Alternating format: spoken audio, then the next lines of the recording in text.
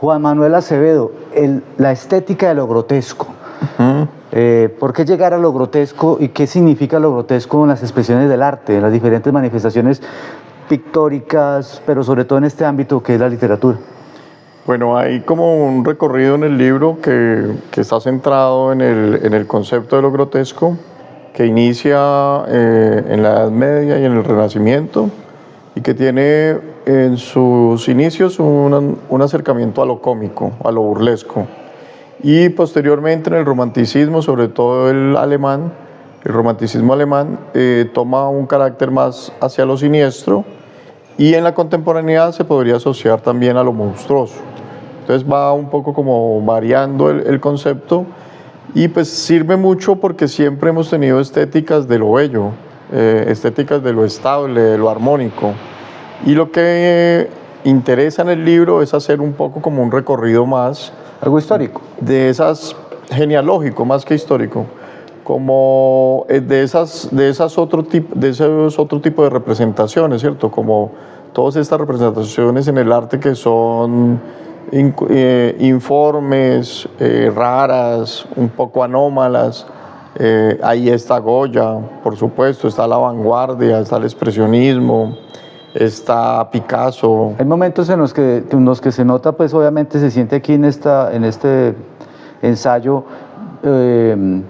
que el arte grotesco, o más bien la manifestación grotesca, sí fue bien vista, fue aceptada en cierta forma, pero habían escuelas como que no la veían bien, como que no aceptaban esa deformidad o esa parte, digamos, tosca de manifestar. Lo que tú ves es que igual lo grotesco es un poco más común, o sea, está más en lo cotidiano, ¿cierto?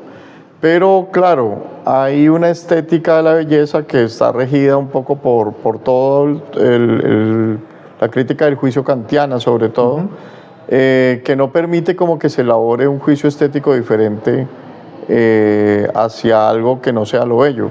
Lo que busca el libro realmente es encontrar como esos paradigmas en donde el juicio estético no parte de la belleza, sino de la fealdad, de la anomalía, de lo imperfecto. De lo imperfecto, de eso que te digo que es inestable, que es más común, y si se quiere uno podría encontrar más ejemplos en toda la historia del arte que la misma belleza o que lo sublime, pues también. Y que está en la cotidianidad. Completamente, y en lo popular sobre todo. Entonces, lo que llamaríamos lo kitsch hoy en día. Lo kitsch está muy cerca de lo kitsch y se ve mucho en el carnaval, por ejemplo. Acabo de venir de presentar el libro en Pasto, en Nariño, y tuvo una gran acogida precisamente porque ellos están cercanos a todos estos fenómenos desde el carnaval de blancos y negros. Y se aprovecha también de pronto lo grotesco desde el ámbito religioso, para las figuras diabólicas, los monstruos, sí, duendes, todo esto. Hay como regímenes de representación ahí, ¿cierto? Una que marca lo diurno, lo diáfano, lo angelical, lo divino, y lo otro que efectivamente marca lo oscuro, lo siniestro, lo diabólico, pero que están también un poco en diálogo, pues en algunas representaciones religiosas de la escuela quiteña, por ejemplo, o del sur del país, o sea, de lo que encontramos en estas representaciones religiosas tanto en Popayán como en Pasto. Usted hizo un recorrido, una cartografía no solamente académica, se sumergió en libros para llegar a estas conclusiones, sino que también hizo viajes precisamente a lugares como Pasto para hacer un trabajo más de campo. Sí, estuve sobre todo en Quito, como revisando todo lo que es esta escuela quiteña, y de hecho de ahí sale uno de los ensayos, que es el de Pablo Palacio, el que se le hace a Pablo Palacio sobre el texto de La doble y única mujer, y también efectivamente como en ese sur-occidente colombiano que está lleno de este tipo de manifestaciones, y que son muy bien recibidas, o sea, digamos que esa figura del diablo que se tiene... y sus alrededores, duendes, hadas, todos estos elementos fantásticos que desde una posición judeocristiana, digamos, estarían siendo pues rechazados, en este tipo de sociedades más bien son acogidos.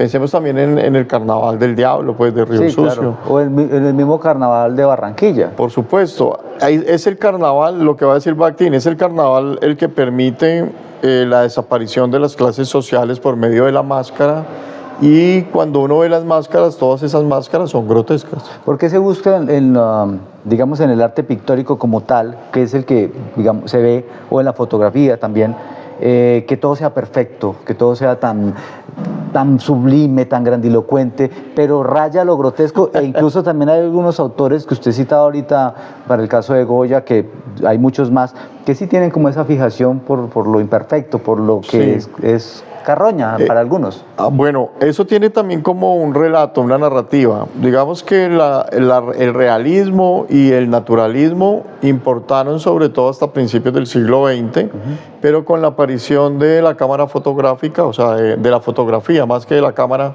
con la aparición de la fotografía, todos los que se dedicaban al realismo y al naturalismo viraron un poco como hacia la vanguardia y empezaron a deformar la realidad, pues porque ya había como un aparato técnico que la reflejaba perfecto, de una manera más directa y era pues exacta hasta llegar al high definition pues que tenemos hoy, ¿verdad? No tenía sentido matarse uno haciendo algo totalmente naturalista cuando algo ya lo hacía. Entonces lo que empezaron a hacer los pintores fue un poco a deformar la realidad y a trabajar en esas búsquedas de deformación. Y algunos fotógrafos, como Joel Peter Witkin, que es uno de los que yo trabajo en el segundo ensayo del libro, trabajan un poco desde esa anomalía. Joel Peter Witkin tiene muy buena técnica fotográfica, pero él trabaja con cuerpos mutilados, con cadáveres, con unas vegetaciones muertas, con unos animales también ahí como en deformación, y efectivamente logra muy buenas tomas de lo siniestro, o sea, logra inquietar al espectador desde lo siniestro. Y también hay una especie de forma grotesca o de estética de lo grotesco, no solo en lo físico, sino que yo siento que en el libro se habla también como de lo mental, ¿no? Sí, claro, hay un tránsito de lo grotesco a lo delirante, en donde efectivamente pues esa cercanía como con todo ese régimen de lo nocturno va de alguna manera perturbando la mente. Un poco lo que también señalaba Goya, ¿no? Y es que los monstruos son productos también de la razón. O sea, la razón es la que genera los mayores monstruos. Pero lo que encontramos en el libro es un acercamiento a personajes también delirantes que efectivamente están perdidos en su mente y contradicen esa razón, pero también logran mostrar un poco de lo monstruoso y de lo grotesco. Usted hablaba particularmente de Ricardo Piglia. Sí. De este cuento aquí con esta mujer, ese periodista que siempre tiene como algo de él. Renzi, pero no solamente, pues digamos que en ese caso no sería él el grotesco, sino la loca, la única testigo que hay, claro. Pero como que es una loca, pero por eso me llamó la atención, porque ya es algo más mental, eso es algo grotesco, pero como en la mente. El cuento se titula La loca y el relato del crimen, que es una loca, o sea, el argumento es el siguiente, es una loca que ve un crimen, y ella sabe quién cometió el crimen, pero no le creen, pues porque está loca. Y claro, aparece la repetición, aparecen unos códigos ahí medio secretos, y Renzi, que es el periodista, ha estudiado pues un poco de semiología. Y que se siente frustrado, claro, en ese diario, y entonces encuentra, devela más bien el código secreto de la loca, y da con el perpetuador del crimen, pero no es el relato oficial. Entonces tiene que un poco aguantar al dueño del periódico, porque el dueño del periódico le dice, no, tienes que decir lo que diga la policía, que es el relato oficial. Algo parecido a la realidad. Entonces también es eso. Por un lado va el relato oficial, el establecido, que casi siempre es engañoso, es mentiroso, sí, claro. es simulado. Y por otro lado, pues va el relato real, ¿cierto? Por eso el ensayo se llama Delirios de lo Real. El relato de lo real que efectivamente pues contiene un poco más de veracidad que el otro, que también es ficticio. También podríamos decir que durante el recorrido de lo que es el arte cualquier manifestación artística, lo antiestético, más bien lo grotesco en este caso, termina por imponerse porque siempre fluye en cualquier artista que quiera ser disruptivo, que quiera irse a la vanguardia, o sea, termina por salirse de lo canónico, de lo perfecto. Claro, lo que ocurre es que ya un poco como esa lógica del Renacimiento, ¿cierto?, de la belleza y de lo sublime y todas las estéticas de la modernidad han entrado de alguna manera en cuestionamientos y en desusos, porque estamos más cercanos al monstruo o a esa anomalía que a lo angelical o a la belleza del Renacimiento. Sí, efectivamente, hay muchísimas más representaciones de lo grotesco que de lo bello. Y uno lo puede ver, o sea, Bruegger, ¿cierto? Un poco el Bosco también. Sí, claro, también. Algo de Rembrandt, de cierta forma. Claro, esos claroscuros de Caravaggio, ¿sí? Aunque son muy reales en Caravaggio, esa oscuridad siniestra está marcando también algunos elementos. Y efectivamente Goya, en lo contemporáneo Francis Bacon, por ejemplo, son pues como unos referentes muy consolidados del género de lo grotesco. ¿Y en la literatura? Y en la literatura, efectivamente, yo hago pues un paneo sobre todo de lo latinoamericano, que es lo que me interesa más. Entonces está Diamela El Cid, por ejemplo, la chilena, está Pablo Palacio, como ya lo he dicho, está Virgilio Piñera, como de la tradición nuestra, ¿verdad? Y también pues una serie de carnavales que es interesante como pensar. Uno habla de lo que le gusta, generalmente. ¿A usted le gusta lo grotesco? Pues ¿Hay una fascinación? He ido afinando, sobre todo en pintura, he ido afinando el ojo. Entonces, me gusta mucho, por ejemplo, los caprichos de Goya, esa pintura oscura de Goya, o los flamencos también, ¿verdad? O sea, los pintores flamencos. Entonces he ido como afinando el ojo hacia esas anomalías y pues desde ahí escribo. Pero bueno, pues en la vida real me gusta la belleza. Pero es que ojo, porque por ejemplo hemos hablado mucho de este tema en varios escenarios y con otras personas también, y la belleza no tiene un adjetivo, la belleza no es buena o mala. O mala, no. ¿Algo es bello o no es bello? Sí, por decir... no sé, de Goya, hablemos de Goya, o hablemos del Bosco, el tríptico. Uy, qué cuadro tan bello, pero pues lo que está ahí no es bello. Claro, qué cuadro tan bello, pero realmente... Porque la belleza es otra cosa. Claro, pero el juicio ahí casi que está errado, porque cuando uno ve el tríptico, lo que encuentra es que hay muchos elementos de lo siniestro, sí, claro, de ese régimen oscuro del que te hablo, y efectivamente también hay muchas anomalías, muchos personajes que son extrañísimos. No tienen y no tienen una simetría también, ¿no? No hay una simetría. Pues no sé cómo lo vea usted. Yo lo veo bello, pero no bello de bueno y de perfecto, sino bello como de que me toca. Me parece claro, muy lindo. yo lo afinaría como de que está en esa tradición del grotesco y tiene otro tipo de juicio. O sea, podría ser que lo que se esté pintando sea lo feo, pero se pinta como con tanta precisión, que es la técnica también lo que a uno le asombra y lo que hace decir que sea bello, pero realmente pues el cuadro es monstruoso, es estrepitoso. Usted es un hombre de investigación también. ¿Cuánto tiempo duró con este libro? Este libro me demoró 3 años. Que es cortico, pero... Es corto, pero lo que pasa es que en esos 3 años hice 2 libros. El próximo sale el otro semestre, que es sobre el delirio. De hecho, aquí hay como el último ensayo, sí, abre un poco como la puerta al próximo, y ese otro sí es un poco más grueso. Bueno, terminó de 100 y algo de páginas, ¿no? De 141 páginas. El otro sí sale como de 370 páginas. Un poco más grueso, hablando sobre el delirio latinoamericano. ¿Y el delirio latinoamericano en qué sentido? ¿Los personajes o los autores que crearon esos personajes? Sobre todo personajes delirantes y situaciones históricas delirantes también, como la masacre de Tlatelolco en México, como también pues algunas masacres nuestras, colombianas, pero sobre todo personajes. Hay personajes allí de toda la tradición, de personajes con delirios místicos, con delirios históricos, con delirios creativos, con delirios celotípicos. Pero entonces, claro, como estaba haciendo ese libro, pero para casi como para amortiguar, entonces estaba haciendo este a la par. Entonces se fueron construyendo los dos y son más o menos una construcción de tres años y medio.